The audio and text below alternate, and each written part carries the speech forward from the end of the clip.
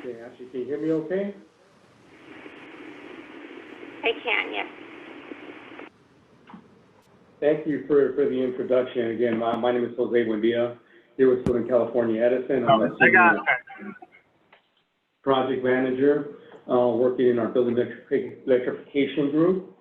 I am pleased to be here and to share some of the work that we're undertaking in this very important space.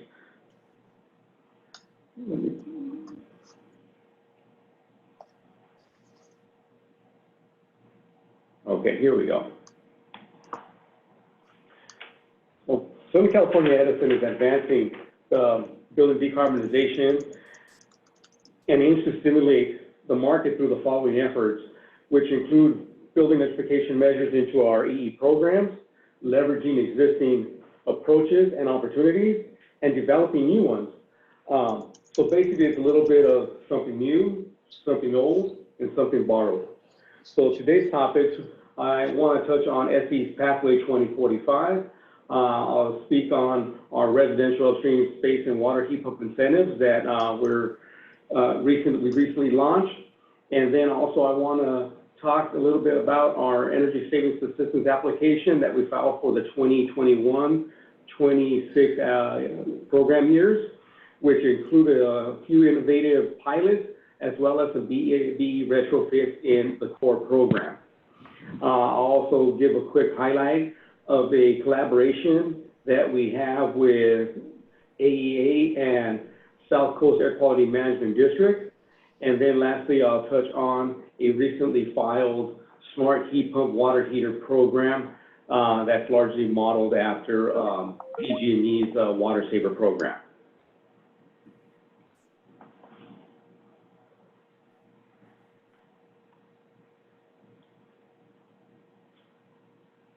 Can you guys all see my screen okay?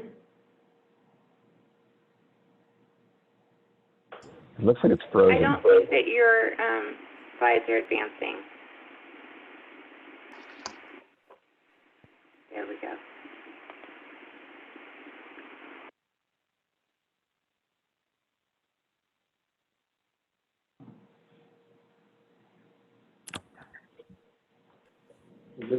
Thank you.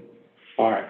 So I want to start off with the Pathway 45. So Southern California Pathway 45. Can I interrupt you and have you show it as presentation mode?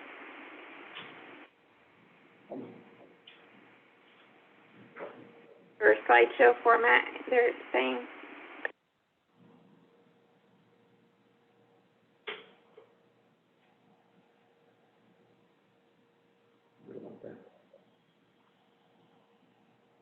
There we go.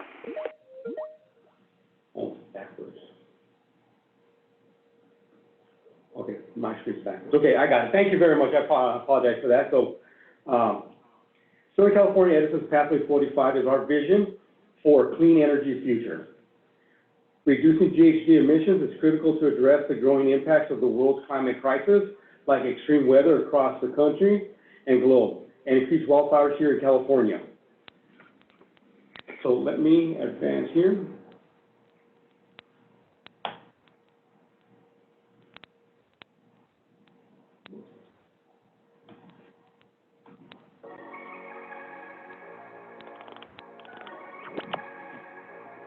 By 2045, California will undergo a remarkable evolution to become 100% carbon neutral.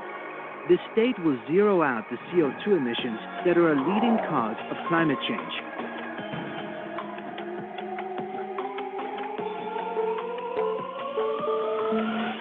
Most of the changes will come from rethinking the way we produce and use electricity and the way we power transportation and buildings. Southern California Edison has analyzed a path forward, looking at the most energy-efficient, cost-effective route with the least disruptions to customers and to industry. Cleaning the energy supply is going to be key to reaching our goals. By 2045, 100% of the electricity we use will come from carbon-free sources. We are going to need a lot of energy storage. In order to time-shift solar and wind energy to use when the sun isn't shining and the wind isn't blowing. The seventh. 50% of the single-family homes in the state will have solar panels that will contribute clean energy. By 2045, 75% of our vehicles will need to run on electricity. Battery-powered cars will drink off the clean power supply. Some trucks might need to use low-carbon fuels, such as biodiesel or hydrogen. 70% of homes and buildings will be all electric. Most families will save money, especially if they use electric cars, and use electric heat pump technologies for air conditioning and heating. The CO2 emissions that remain will need to be cleaned from the atmosphere, either through technical processes or through natural processes, such as the planting of new trees. Getting to carbon neutrality will be an extraordinary transformation for California in only 25 years, and will allow all Californians to participate in the fight against climate change. For more information and to read our report, visit edison.com/pathway2045. So we realize that the clean energy transition won't happen overnight, and it will be dependent on customer adoption rates, but the technology is improving rapidly and will transform our lives in ways that we can't even imagine.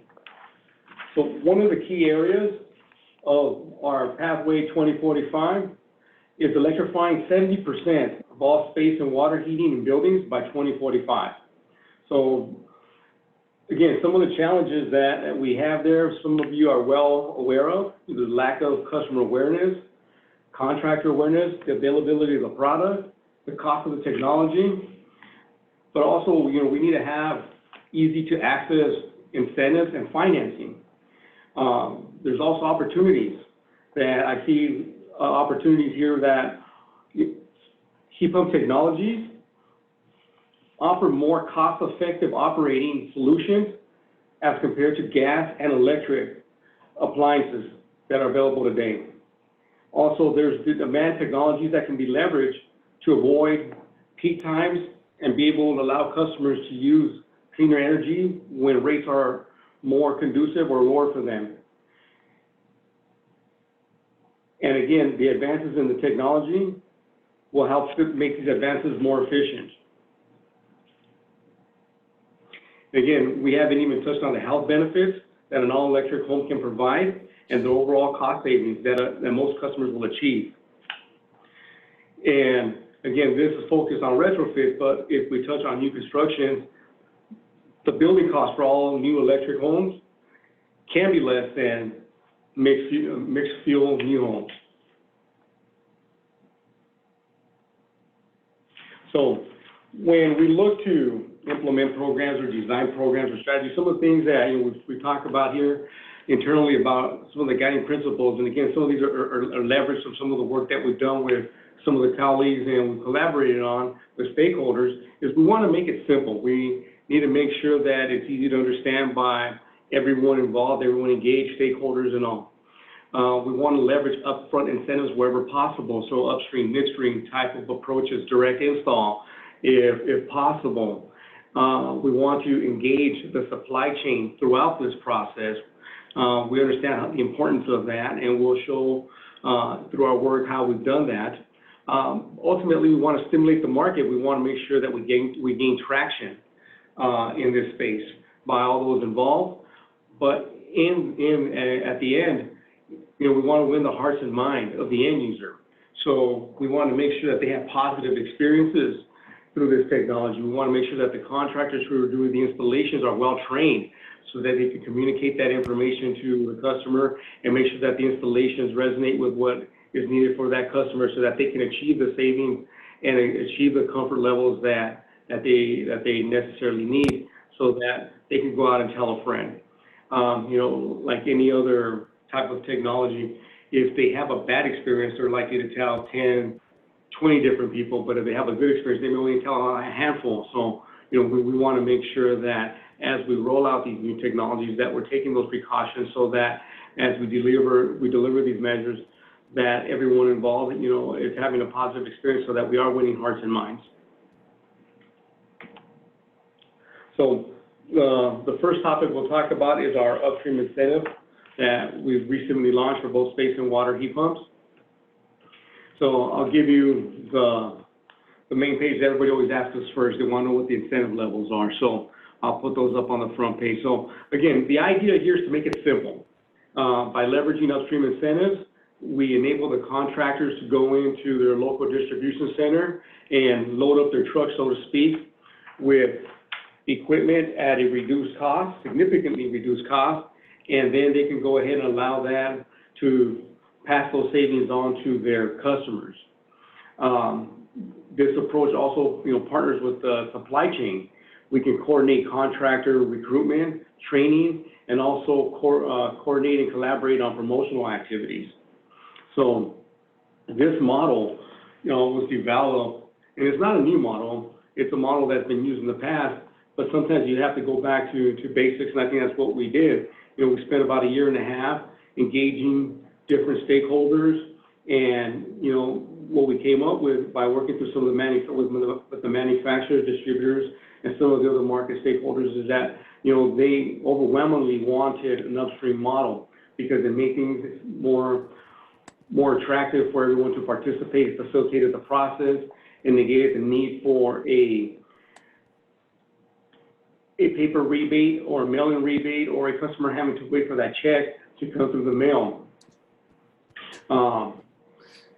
So again, this is also open to resellers that buy directly from manufacturers. So I'll dive in a little bit here, how the process works and how we call partnering with the supply chain. Again, this is crucial to ensuring the success of this effort.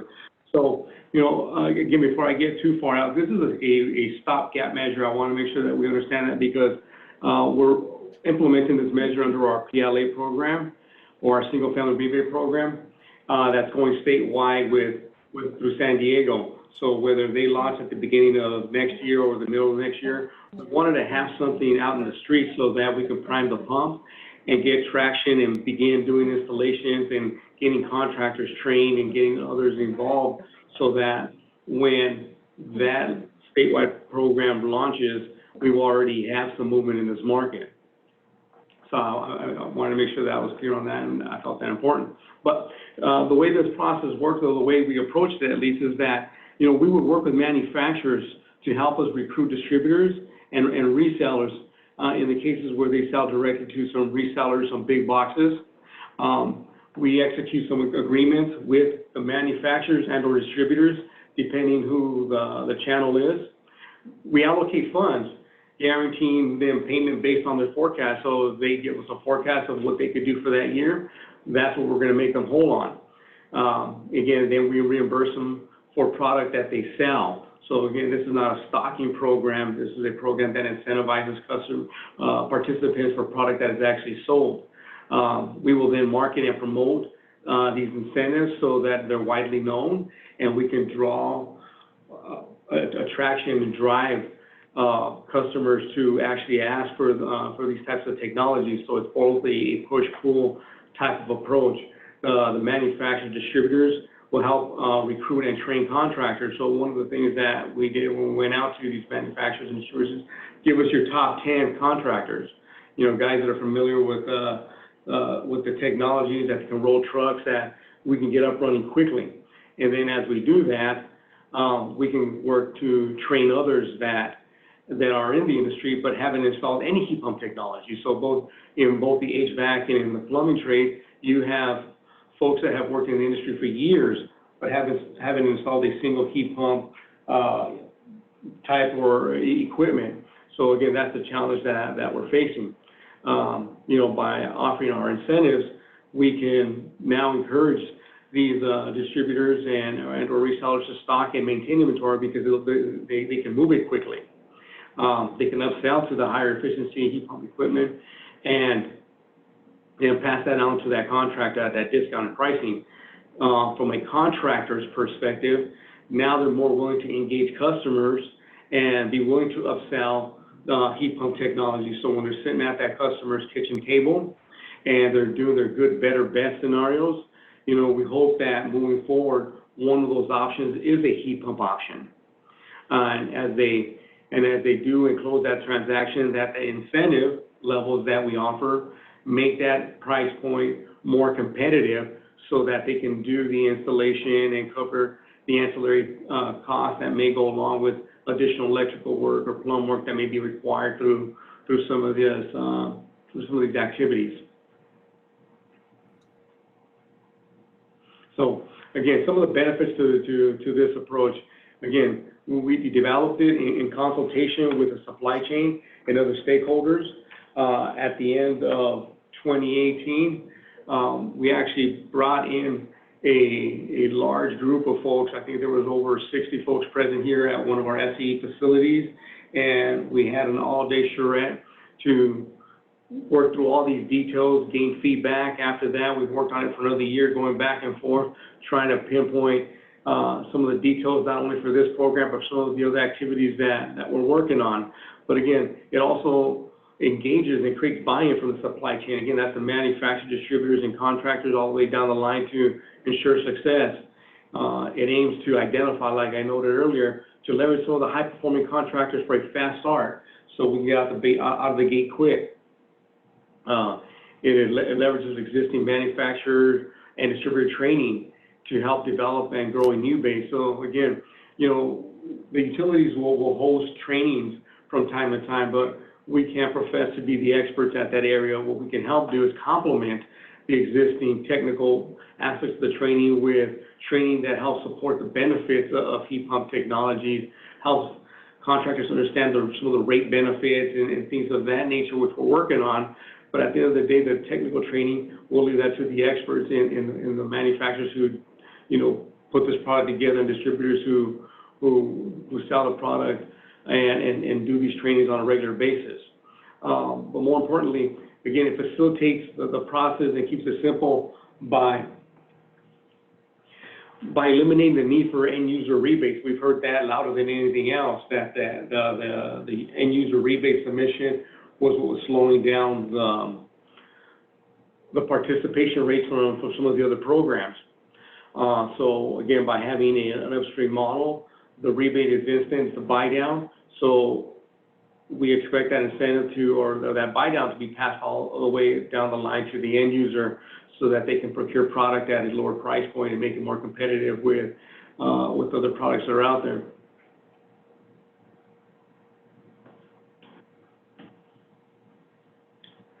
So we have a heat pump workshop, heat pump water heater workshop that we have scheduled on the books for March 17th here at our Irwindale Energy Education Center. And again, this is an example of where collaboration with the manufacturers to help support, train, and promote and market these rebates and incentives, but also to educate the contractor base. So again, I want to give a special thanks to Jeff Wicks at NIA.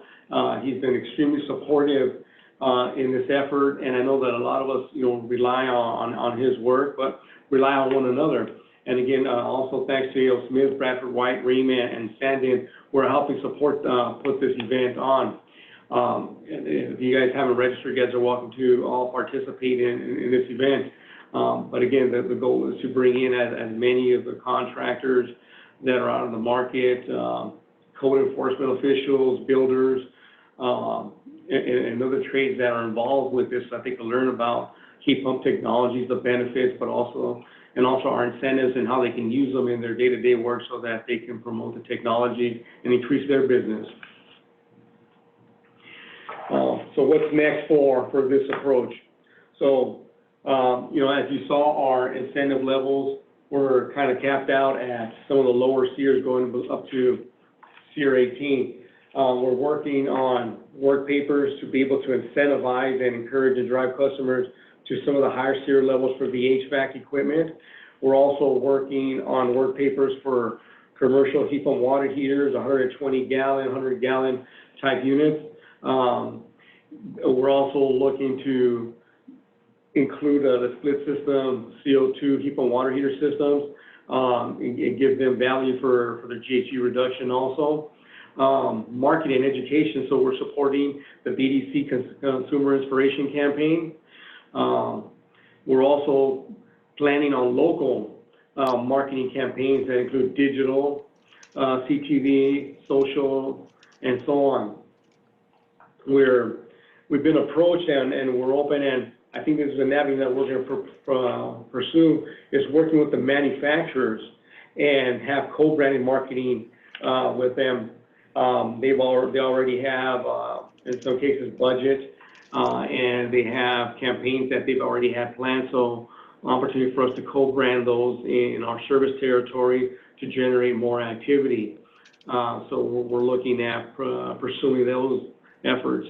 We're also looking at developing what we're calling like a table talk type of education brochure, and these are things that a contractor could use while they're engaging a customer at their kitchen table, and it's a leave behind that educates customers on the benefits of heat pump technologies, rates, and things of that nature, and they could drive them back to our SC.com site where they can gain more information. We're working on updates to our website that include an enhanced buyer's guide, trade ally marketplace, leveraging the work that's being done under the BDC, but also looking at doing targeted outreach through geographic, social, and market specific. So I also want to give a special thanks to Amy Bailey at Silicon Valley Clean Energy for allowing us to leverage the work that they did on their heat pump buyer's guide. Again, as we've been progressing through this work on building decarb, we're finding that there's a community out there of folks that are willing to share information, share whatever work they have done and completed to advance this forward. So likewise, you know, wherever we can support your efforts, reach out to us. We'll be happy to do so. So again, thank you to Amy for allowing us to leverage the work and cut our timeline to get some of this stuff done a lot quicker. Next, I want to give Miriam Block an opportunity here to talk a little bit about the financing that's available under the REAL program through CAFTA, financing that's available for these incentives that we're offering or other opportunities that could potentially be leveraged. So whenever cost is an issue, this is an opportunity where funding is available through financing for customers that can undertake these. So Miriam, I hope you're on and not on mute.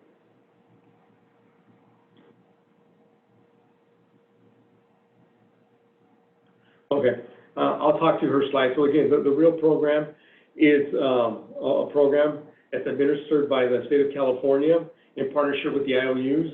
I think to date they've had something like $1 million worth of loans out, but the opportunity here is that it's available for both homeowners and tenants and manufacturers. Oh, this is Miriam. Now I can hear you. Yes. Oh, thank you. Thank you for Becky for telling me how to unmute myself on the phone. And thank you so much for giving us the opportunity to present and to be part of this decarbonization webinar. And it's, we're excited to see everything that Edison is doing around these technologies, including all the workforce support and contractor training. So I'm going to speak for a few minutes about the REAL, or Residential Energy Efficiency Loan Program, that many of you may be familiar with through the Decarbonization Institute or just other encounters. So we are part of the California Hub for Energy Efficiency Financing pilot programs. So I work out of the State Treasurer's Office for CATFA, a lot of different acronyms, a lot of people involved. But basically, this is a financing program that is administered by the state of California in partnership with the investor-owned utilities, including Edison. We use some ratepayer dollars to leverage private capital to encourage private finance companies to make financing available for energy efficiency at rates that they either, at terms that are better than they would do, or to broaden approvals to reach a wider population. So our residential program, REAL, has been around for about 3.5-ish years now, and we've loaned out over $11 million in financing for energy efficiency upgrades as of February. So that's about 650 projects so far, and we just thought it was interesting to note that about 44 of them, or 44 exactly, so far financed heat pumps or heat pump water heaters. So our financing program can support these measures, and we already have. We just have not broadly publicized it as part of this decarbonization effort so far. The financing is inclusive. It's available for homeowners as well as tenant occupants, and it supports financing for single-family homes. Those can be townhomes. Those can be unattached dwellings or manufactured homes. So there's a lot of application here. And if customers go to our website, which is gogreenfinancing.com, there are 400 contractors already enrolled in the program. They can also have their preferred contractor enroll and sign up pretty easily and then do the install. And they can choose from 7 participating lenders, although depending, we have a few statewide lenders, so it depends on their county. Jose, if you advance the next slide. So like I mentioned, these lenders get a credit enhancement from the state managing the ratepayer funds in exchange for these improved terms. And so what we have seen is that interest rates have gone down from, and these are all credit unions right now, so their interest rates, if a customer walked in off the street, would be from about 9% to over 20% for a 5-year signature loan is what they call it, without real. But as part of the program, the rates range right now from 4.74 to 9.38%, and those terms can be extended up to 15 years. So customers can get 5-year, 10-year, 15-year loans. I don't know if someone would really need a 15-year loan for a water heater, but for an HVAC, or as part of a comprehensive retrofit that included, insulation, duct sealing, the heat pump, as well, they might need that. Our average loan size has been $17,000 to date, but customers can do single measures. So this financing is available today if a contractor wanted to help a customer pay for the part of the water heater or the heat pump that the rebate does not cover, which I think there's been some comments coming in that there's still going to be a sizable upfront spend for the customer. So we can do air source heat pump water heaters. Also, the financing can include any legal or necessary code required alterations. So if there's any alterations to the space in order for the water heater to fit, or if there is an electrical panel upgrade required to support the load, then our financing can be used for that as well. So the website, gogreenfinancing.com, is a great contractor and consumer-facing website to get started. If anyone wants more information from a program perspective, I actually put my colleague's name on there, Bill Heberger, who's sitting next to me, and his info is there. But you can reach us through Go Green Financing or through Bill, and we'll stay on for the rest of the webinar. And thanks for the chance to present, Jose. All right, thank you for that, Miriam. So moving on, we're going to talk about our Energy Savings Assistance, or ESSA program, and the application that we filed for the 2021-26 program cycle. So the SEE Income Qualified Program constitutes of several components. The ESSA program is just one, that's the retrofit program. There's also care and fairer rates, but I'm going to focus just on the ESSA. So it was submitted on November 4th of last year. The total budget requested for that program is $486 million. The target for the program is in low-income households below or equal to 200% of federal poverty guidelines. In that application submission, we included what we consider 2 innovative BE program pilots, and also a different or new approach to the retrofits in the core program. So those are called the Tier 2 enhanced retrofits, and then the single family B pilot, and our clean energy homes or new construction BE pilot. So in regards to the single family retrofit packages, the program design was broken down to try to necessitate or provide value for customers based on energy consumption, or baseline to be able to package the types of measures that they get. So customers all customers that meet the income eligibility requirements would be eligible for the basic measure package. For customers that have high usage or hit 300% of the baseline, then they get an opportunity to get the enhanced measures that they're eligible for them, which include AC systems, heat pumps, dishwashers, pools, refrigerators, and so on. And then what we added was the third tier, which is the single-family B pilot for bill electrification for these same low-income customers, primarily focusing on customers with even higher baselines located in disadvantaged communities or customers using propane or wood burning sources. So we'll touch on these here in a minute. So for the enhanced retrofits, again, for high usage customers or ESSA participants with existing electric resistance water heaters or central air conditionings with gas furnaces may now be eligible for space or water heat pump retrofits.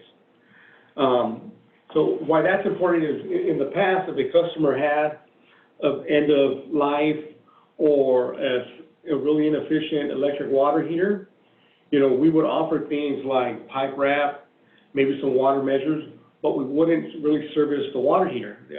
That just wasn't a measure that we offered.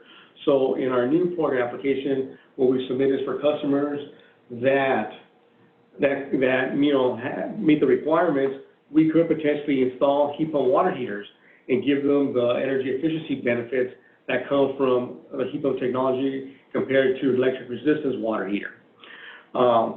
For customers with central air conditioning systems with gas furnaces, in the past, we would only replace the condensing unit and walk away from the furnace.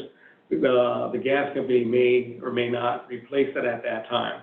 So for customers with higher cooling loads and that we can determine that they'll save some money, those customers will then be eligible for a heat pump replacement. So again, our proposal is that we would go in and we would replace not only the condensing unit, but we'll also replace the gas furnace with a complete heat pump system. So again, these would be split systems or package systems. So again, what we requested in our application, again, it's all public and open for anybody to go look at, we requested about $67.6 million for these two retrofits. We anticipate being able to do something like 1,700 heat pump water heaters and approximately 11,000 central HVAC heat pump systems. The single-family BE retrofit pilot is a whole home building BE retrofit approach, targeting single families with high cooling loads and DACs, or again, homes that have propane or wood burning fuel sources. The budget requested for this pilot is $47.5 million, and again, this is separate from the previous number. So again, this approach would be a direct install approach for both space and water heat pumps and induction cooking equipment, as well as other BE technologies if we deem them appropriate. We would include panel upgrades and other necessary electrical and plumbing upgrades as required. We anticipate being able to do about 3,500 homes. So if any of you are familiar with the E3 study that was published last year, one of the challenging portions of that is that customers with high cooling loads, you could use the savings from putting into a high efficient HVAC system and use that savings to then encompass some of the other measures like, again, the induction cooking equipment and the heat pump water heater, and the customer's operating costs will still be lower than where they are today. So that's the premise behind this particular pilot. We'll also obviously take some safeguards to make sure that we do some analysis, bill analysis impacts before we do any retrofits. But at the crux, this is what the pilot would look like, is identifying customers, low-income customers that can benefit from going to a decarbonization approach and taking advantage of these building electrification retrofits and allowing us to go in and displace their old inefficient HVAC and water heating equipment and potentially cooktops as well through this process. Next is our new construction or clean energy homes pilot. I'm going to turn this over to Will Vincent, who could tell a little bit more about this pilot. Thanks, Jose. So this is just one of the ways, many ways we're trying to think outside the box to support building decarbonization. And we thought, new construction being a low emission, or all electric new construction being a low emission, low bill asset, that we should try to get as many of these directed to the affordable new construction community and low income community as possible. So to sort of supplement a lot of the work that's happening at the statewide level, including the BUILD program under Senate Bill 1477, we proposed a $12 million pilot targeted at affordable new construction housing. This is for multifamily and single family. And what we proposed here is to provide roughly 3 components. So one being upfront technical design assistance to help affordable housing developers specifically alleviate initial design costs and understand how it is that you actually do design and build all electric developments. And as part of this, we can also help coordinate with other available public programs such as the Self-Generation Incentive Program, Charge-Ready Solar programs, and things of that nature. Another piece of this is one of the topics circulating around the building decarb community is that there are reduced infrastructure costs. So we could help evaluate some of the infrastructure costs or decreases associated with reducing natural gas infrastructure. And then we have a design right now that is sort of capped by a participant, by affordable housing developer, currently at 50,000. And then the really innovative part here is the financial incentives, which are calculated based on the life cycle emissions reductions. So the exciting part here is we'd be essentially incenting affordable housing developers to choose all electric because many analysis have already demonstrated in large scale that all electric new developments have substantially lower emissions than their mixed fuel equivalent at code. So we basically came up with a way to tabulate that and deliver the dollar value savings of those life cycle emissions up front to give those to affordable housing developers upon completion of their TCAC or CDLAC application. And then we're sandwiching the end with education and outreach component, which helps them convey what has been done to tenants and communication materials, such as multilingual, bilingual building user guides or refrigerator magnets and things like that, and data collection. And that we're capping at $25,000 per project. So there'll be more on this in the coming months with probably some workshops, and Jose will talk more about that. Okay, so thanks, Will. This is the IQPD application schedule. So in the next few months here, there's program workshops to discuss some of the different items that are been submitted in the applications and work through some of the Q&A involved with that. The expectation is that there'll be a proposed decision sometime in November with a final decision before end of the year.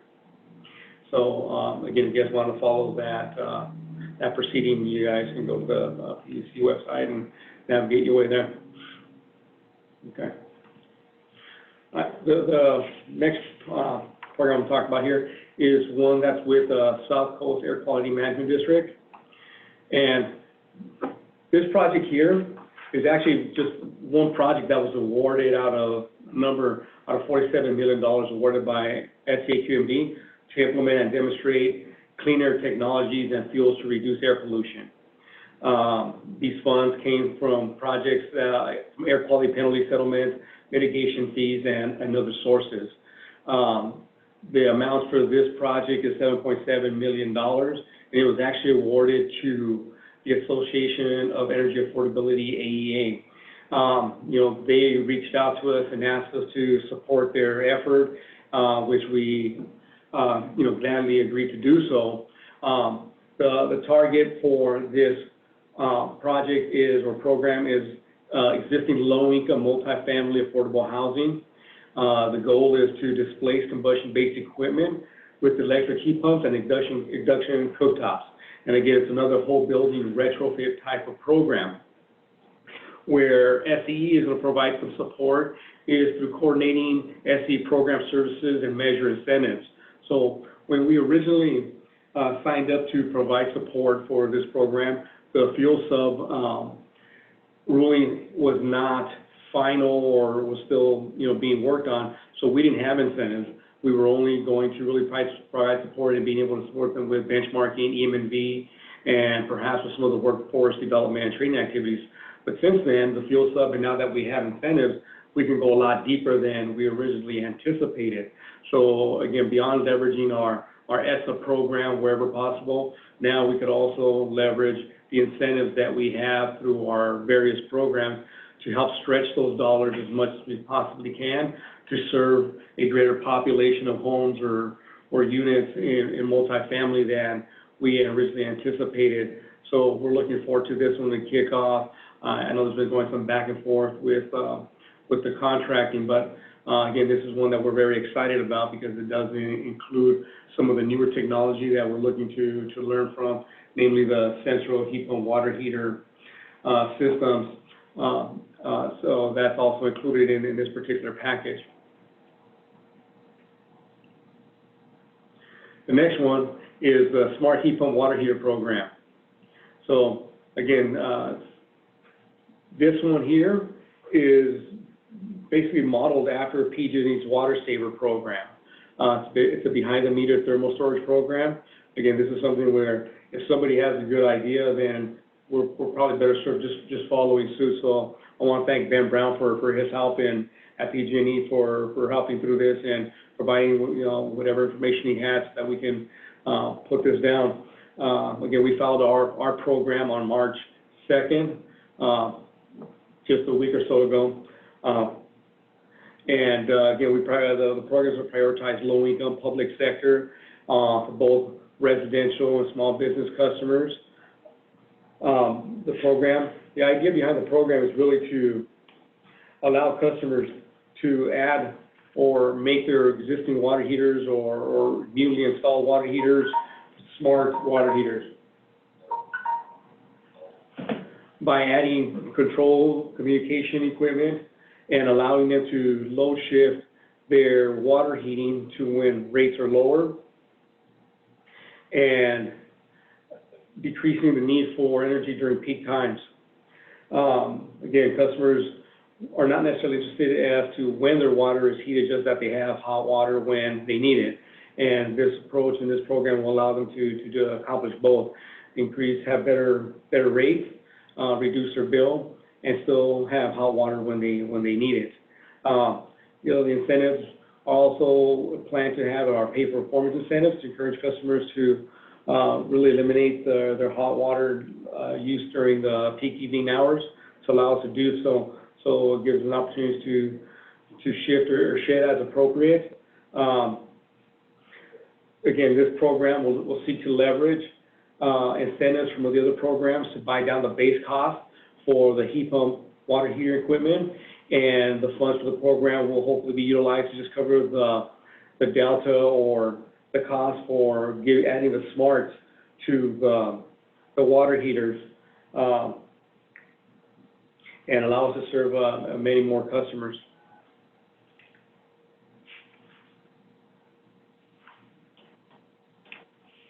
So that's the end of the program. So before we get into the Q&A section, I just want to state that, although 2045 seems like it's still many years away, but the planning and the regulations and the policies, all that work needs to get underway now.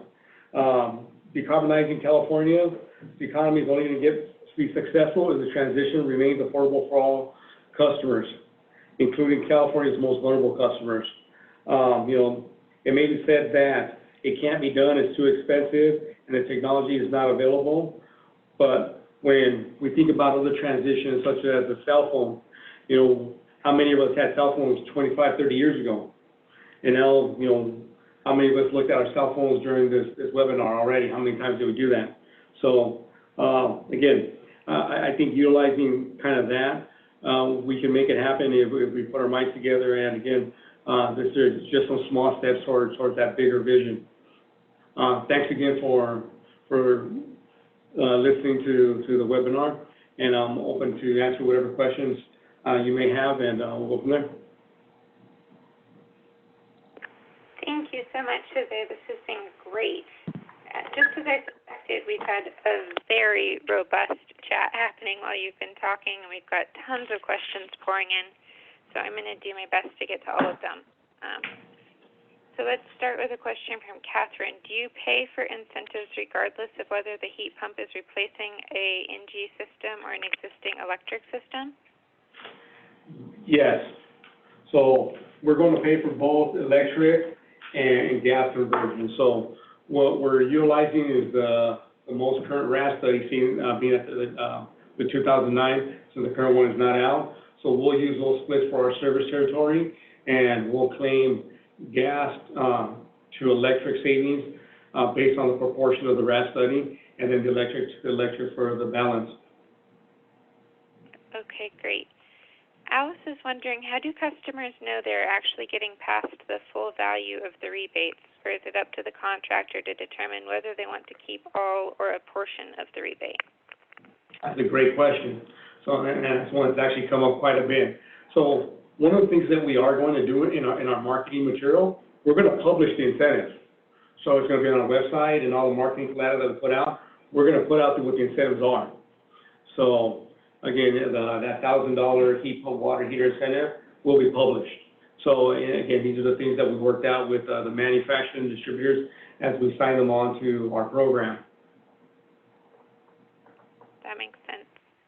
Jamie is wondering, are there programs for commercial buildings, or is most of the focus on retrofitting MF residential? So commercial buildings are next. Those measures, we're still working on the work papers and doing the calcs and trying to get that up the ground. We just felt that residential, the market was a little bit more ready, and you know the building stock's a lot more similar when you get to commercial buildings. There's a lot more disparity, they're a lot more unique, so we have to do a little bit more work there. But once we get this up and running here, then absolutely next step is to look at commercial buildings. Awesome. Question from Shraddha, can real financing be used for EE measures too?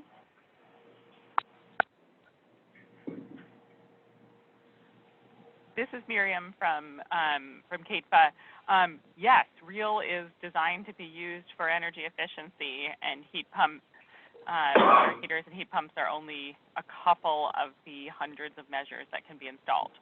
So appliances, lighting, building envelopes, refrigeration, well, that's less applicable in single family, but we've got a full list of measures, and I put the URL in the chat. You can find them at gogreenfinancing.com. Great, thank you, Miriam. From Melinda, what is the plan for financing and maintaining the existing NG infrastructure as customers transition off in large numbers?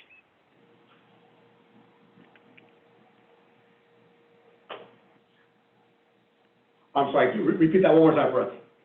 Of course. What is the plan for financing and maintaining the existing NG infrastructure as customers transition off in large numbers?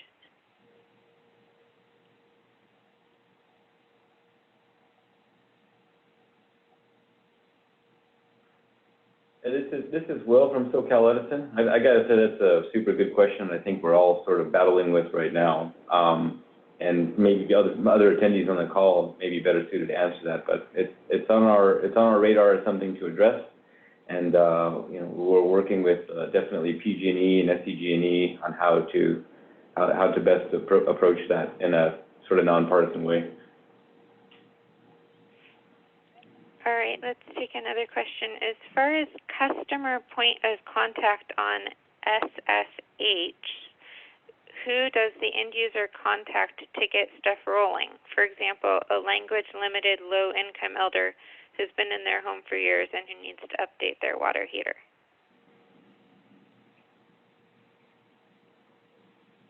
I'm sorry, what program was that?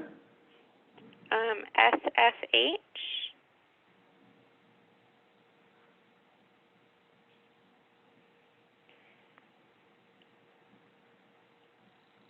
Yeah, I'm lost with that, but This is Miriam. I think SFH might be single-family home. Thank you. If it's financing though, and the person's low income, we don't want to give loans to folks who would qualify for one of the ESA programs or low-income programs. If the person is moderate income, then they can contact one of the finance companies or a contractor through our website. We do on the Go Green Financing website display what languages the contractors speak, and so one can search for a contract in their language, but we don't yet have Spanish or other language functionality on the website. That is something that we are looking at. But I think there's probably another answer to this question from an ESA tract. Okay. yeah, so for any of the program-related items, they can go to our website or call our call center and go to our inquire about our ESA program, and they could get them qualified and get them an audit and get them onboarded for that. Again, some of the programs that I talked about here about for the ESA program haven't been approved, right? These are part of what we included in our application, so we would have to wait for that to get approved before we can move forward and launch those efforts. Okay, great. From Owen, can you explain whether the budgets and targets are per year or for the life of the program? All the budgets that we provided were for the life of the program. It'd be nifty they're per year, but they're not. It's for the life of the program. Okay. Does the Smart Heat Pump Water Heater program include thermostatic mixing valves? Yes.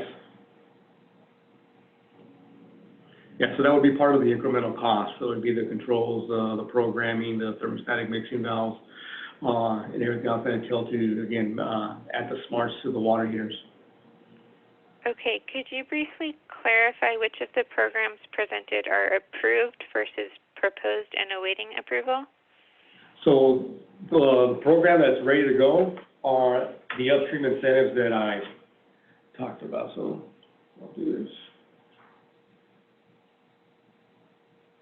So that's what's ready to go now. So I believe we have 2 or 3 different distributors signed up for the HVAC. The water heater, I believe we just started sending out the agreements to the manufacturers, but we've been, again, in discussion with them for months, if not for a number of months now. So we'll get that up and running pretty quickly. So we're pretty much ready to go on these, and these will be live. We should have a lot more of the distributors on board in the next couple of weeks. So I'm pretty comfortable saying that in the next couple of weeks, you should be able to go to any of the large distributors in our service territory at least and be able to take advantage of these incentives. That's awesome. All right, from Peter, how is SCE engaging with consumers to plan to implement fuel switching from gas to heat pumps? Are they waiting for end of system life, early replacement, zero overtime approach? So I think the practical approach is to engage customers when they're nearing end of life, right? So we want to create, as part of the BDC inspirational campaign, we're going to create awareness around building decarbonization of the technologies so that customers become aware of that. So as their equipment becomes closer to end of life, at least they'll have some knowledge of the technology. But we're also going to work, again, closely with the contractors who are in customers' homes more regularly so that they can make these recommendations and offer technologies as they're needed. In addition to that, this is Will Vicente from Southern California Edison. We have an overall sort of strategy to engage the market, which includes specific training for builders. It includes training for home sales and marketing staff and training for building architects and engineers. And we're trying to use all the same language and messaging and value propositions to engage all sectors of the market. Great. The questions are just pouring in. We're down to just a couple minutes, but this one was asked near the beginning. Is this incentive being paid per ton for HVAC heat pumps? Yes. Okay. I'm also getting quite a few questions about if this presentation will be made available, and the answer to that one, I can answer that, is that the slides and the recording of the presentation will be posted to the members portal of our website this afternoon. Okay, moving on. Will you be accessing the upstream incentives for the SJV pilots?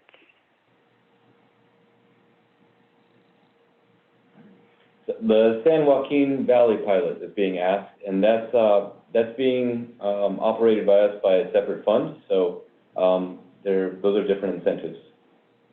Okay.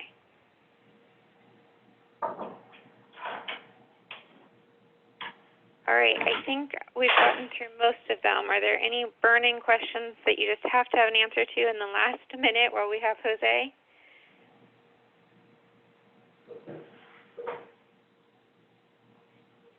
All right, well, I will send around an email thanking you all for attending today and hooking you up with Jose if you have any questions that you want to ask him privately.